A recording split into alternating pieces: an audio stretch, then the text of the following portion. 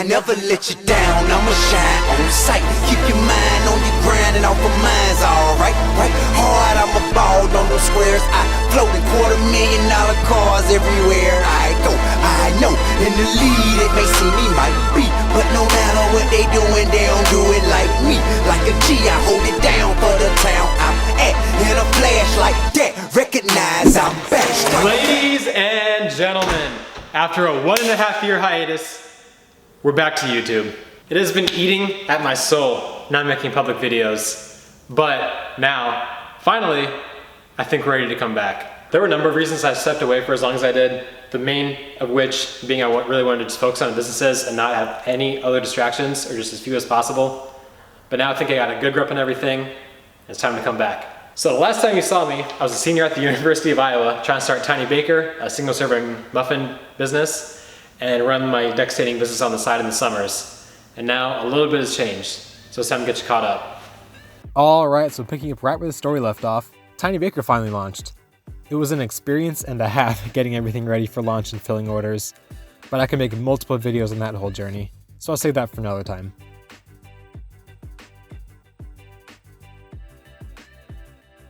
Then almost immediately after that, I graduated from Iowa with my double major in management and marketing, which gave me 40 hours a week back and signaled the beginning of staining season.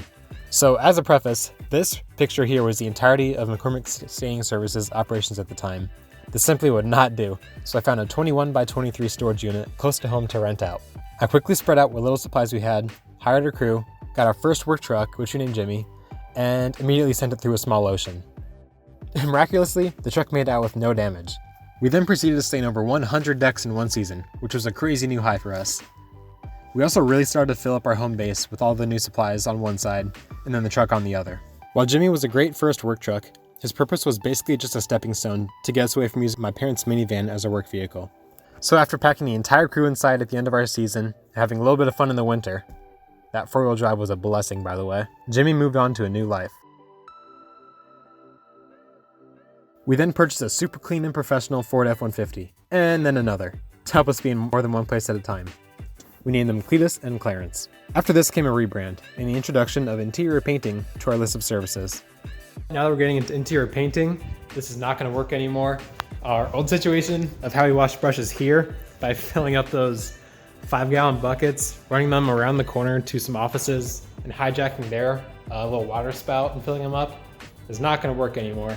This place was a lot of fun while it lasted. It was our first step into becoming like a real official business. But now it's time to move on. And move on we did. I packed Cletus up with everything we owned and moved into our new home, a 1,080 square foot shop. This was a huge upgrade, not only in having 2.5 times the square feet, but also we now have an automatic garage door, overhead lighting, running water, electricity, and parking spaces. However, it did not take us too long to max out the space's utility, especially once you get both trucks inside. And that's where we're at today. But there's still one more update. After almost 5 years of ownership, I finally sold my beloved Nissan Altima. I had a lot of great memories with that car, and I learned a lot, but it was time to move on to something a little bit more exciting.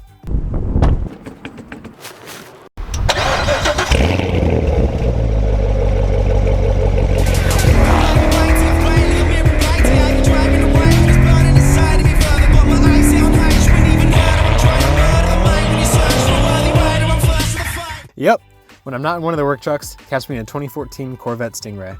Outside of being an absolute riot, it has introduced me to a lot of really cool people, and you'll get to meet them later. And that pretty well gets you caught up from past to present day. And now we have the big question. What comes next? I've always liked the idea that you should have 3 main ventures in life. One that keeps you creative, the second that you have a little bit of fun with, and the third that makes you money. So I'm gonna try to tie all those together. So I'm gonna use this, the hobby that keeps me creative, to film the painting business, mostly following me around throughout the chaos of the day, because I'm not much one for sit down and talk videos. Because that way you can see in real time how a business like this operates, and I can kind of show you how I do things and how I've learned to do things throughout the past.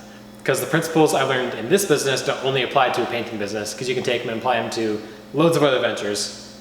And then I'll make sure to throw out some curveballs as well, be it going on adventures, visiting my friends, whatever city they're in, or just ripping race cars. And that is pretty much what you can expect moving forward. Hope you're here for it, hope you stick around, and I hope you enjoy.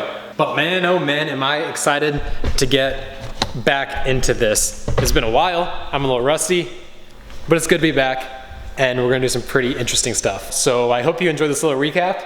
I will catch you in the next one. We've come a long way in the past year and a half, but we have a very long way to go. So I'll catch you next time. Peace out.